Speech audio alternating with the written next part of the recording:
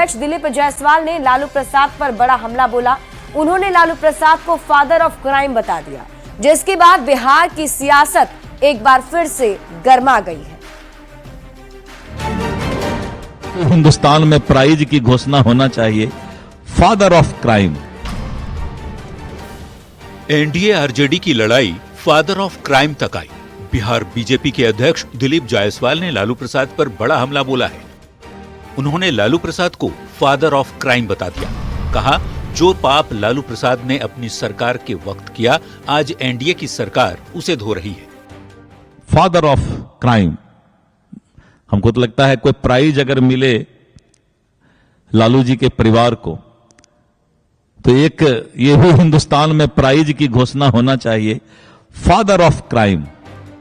दिलीप जायसवाल के father of crime वाले बयान पर सियासी घमासान भी शुरू हो गया है। दिलीप जायसवाल जी को अपने बारे में क्या ख्याल है? सबको पता है कि दिलीप जायसवाल जी, आप जिस मेडिकल कॉलेज के मालिक आज बने हुए हैं, वो मेडिकल कॉलेज आपको कैसे प्राप्त हुआ? आरजेडी और कांग्रेस के नेता बीजेपी पर निशाना साध रहे हैं। आरजेडी के नेता शक्ति यादव ने पलटवार करते हुए कहा है कि ग्रैंड फादर ऑफ क्राइम तो बीजेपी में है। तो क्राइम तो नस नस में है, भाजपा की नफरत नस नस में है, बताने की जरूरत नहीं है। नोबेल पुरस्कार तो क्या, पद्मश्री तक काफी लोगों को मिल जाएगा क्राइम के मामले में। तो दूसरी ओर एनडीए के नेता दिलीप जायसवाल के बयान का समर्थन कर रहे हैं। जेडीयू नेताओं का कहना है कि सच कड़वा होता है, पर हाईकोर्ट ने लालू प्रसाद और राबड़ी देवी के शासन को जंगल राज कहा था। सही शब्दों का प्रयोग दिलीप जायसवाल जी ने किया है।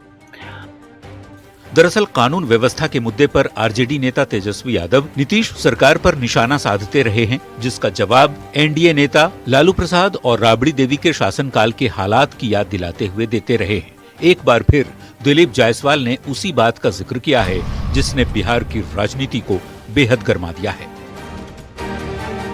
न्यूज 18 के लिए पटना से संजय कुमार, शैलेंद्र कुमार और दिल्ली से अमितेश सिंह के साथ ब्यूरो रिपोर्ट।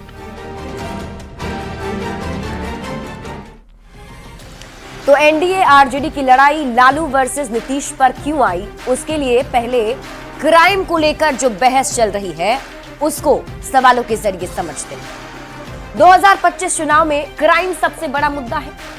2025 में जनता की पसंद कौन बनेगा, ये बड़ा सवाल है। लालू प्रसाद के 15 साल वर्सेस नीतीश कुमार के 20 साल में बेहतर कौन है? लालू वर्सेस नीतीश, जनता की पसंद कौन, ये वो सवाल है जो उठ रहे हैं और इन्हीं सवालों के जरिए आरोप प्रत्यारोप भी जारी है।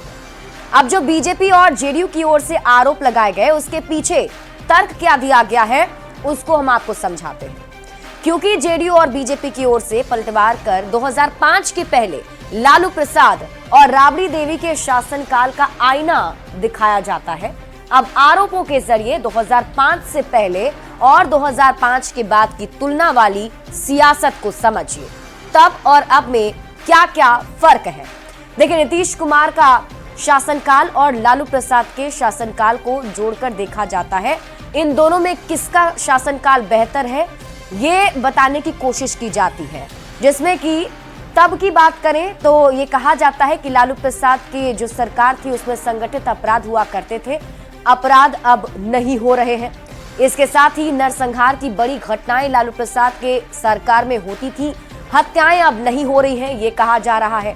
अपहरण उद्योग बनने का आरोप लगता रहा है और अपहरण की घटनाएं कम हुई हैं नीतीश कुमार के शासनकाल में, ये कहा जाता रहा है।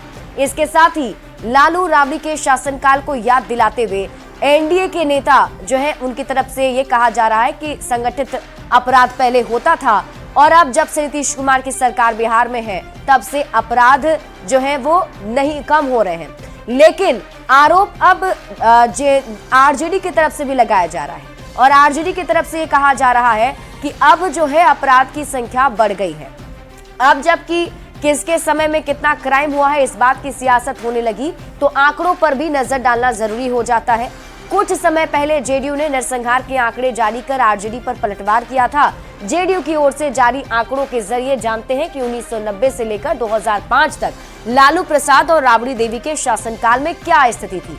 जेडीयू की माने तो 15 साल में 118 नरसंहार हुए थे और 674 लोगों की जानें गई थी। जिला वाइज अगर इन आंकड़ों को देखा जाए तो जहानाबाद में 26 नरसंहार हुए जिसमें 285 लोगों की जान चली गई। रोहतास में 5 नरसंहार हुए जिसमें 22 लोगों की जान चली गई।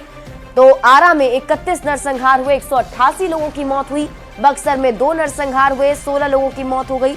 पटना में 15 नरसंहार हुए जिनमें 96 लोगों की मौत हो गई। तो नालंदा में 4 नरसंहार हुए जिनमें 16 लोगों की मौत हो गई। ये आंकड़े जेडीयू की ओर से जारी किए गए थे। अपराध के मुद्दे पर आंकड़ों के जरिए आरजेडी को जवाब दिया गया था, क्योंकि इस बार आरजेडी की तरफ से इसे बड़ा मुद्दा बनाने की कोशिश की जा रही है। बढ़ते हैं आगे और